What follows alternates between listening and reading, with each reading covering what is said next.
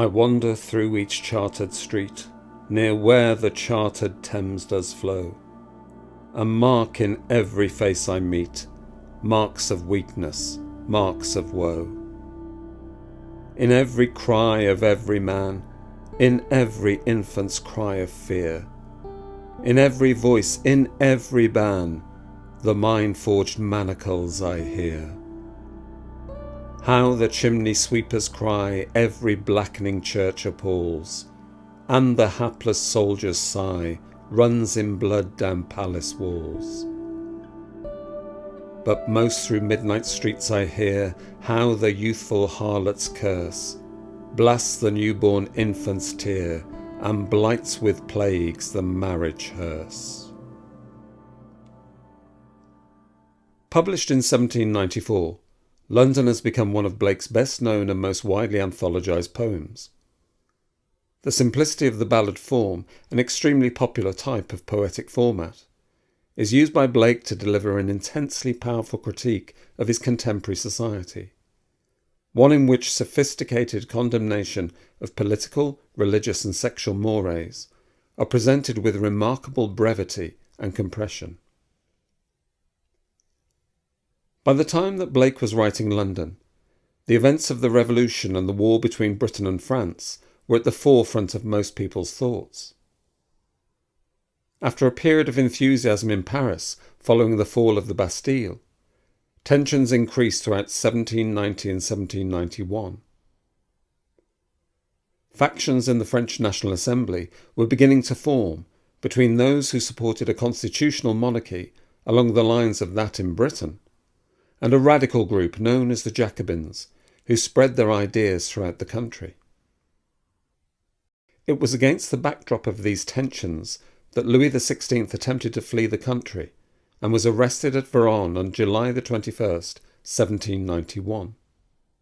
As France declared war on Austria, Prussia and then Britain, waves of violence and massacres shook the French capital in September 1792. Attempts to find a constitutional compromise failed, and, on January 21st, 1793, Louis Capet, no longer King of France, was executed in Paris and the country became a republic. Many aspects of government now passed to the Committee of Public Safety, dominated by Maximilien Robespierre, and for a year the Terror was instituted in an attempt to suppress counter-revolutionaries at home and ensure support for the war abroad. The Jacobins were able to avoid defeat and expand the military capabilities of France, but Robespierre was now accusing many former companions of being counter-revolutionaries, and on July 27th, 1794, the Thermidorian reaction saw his arrest and execution.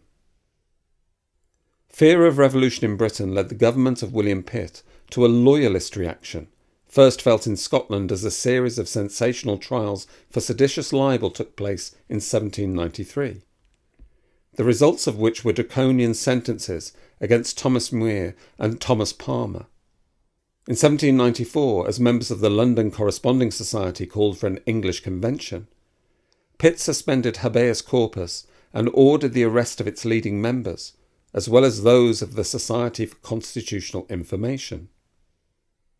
The radical, Thomas Paine, had already fled the country at the end of 1793, and although the three men on trial were finally acquitted, there can be no doubt that Britain was a dangerous place for those with radical sympathies. This, then, was the backdrop to Blake's poem. A heavily corrected copy of London exists in Blake's notebook, offering considerable insight into the changes that the text underwent. Probably the most famous line from the poem, its reference to the mine-forged manacles, was originally written by Blake as German-forged links. As E.P. Thompson observed, this referred to the billeting of Hessian troops in London in the early 1790s, in response to fear of social unrest in the capital, as well as to the German origins of the Hanoverian dynasty and George III. The change to mine-forged manacles moves away from a particular incident and situation to provide a powerful and effective illumination of oppression more generally.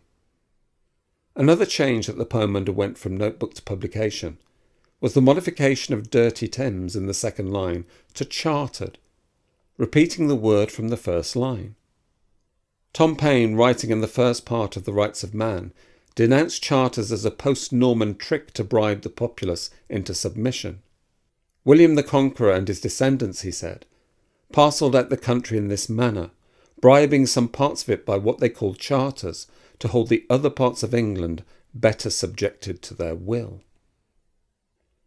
The events of the French Revolution are alluded to in the third stanza of London, in which soldiers' blood stains the walls of palaces, almost certainly a direct reference to the events of August 1792, when a mob massacred the Swiss Guard defending the royal family. Amid this political storm, the degradation of the poor is also dealt with by Blake by invoking the conditions of children chimney sweepers, the subject of two other poems in Blake's songs, as well as child prostitution in the final stanza. Stanley Gardner has observed that in Lambeth, a group of private citizens had converted the old Hercules Inn, not far from where the Blakes lived at the time William was writing Songs of Experience, into the female orphan asylum to save girls between the age of 9 and 12 from the threat of prostitution.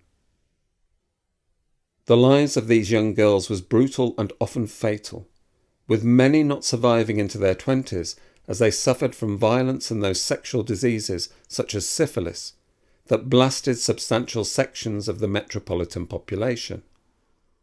As men, the clients of such prostitutes, passed on the diseases to their unsuspecting wives, so their children in turn would be cursed in the marriage hearse. Within 4 short quatrains, Blake delivers one of the most savage visions of the city ever written.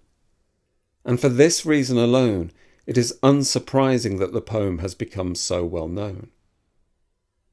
To read it is to experience the shock of an explosion among the familiar platitudes and hypocrisy of church, priest, and king.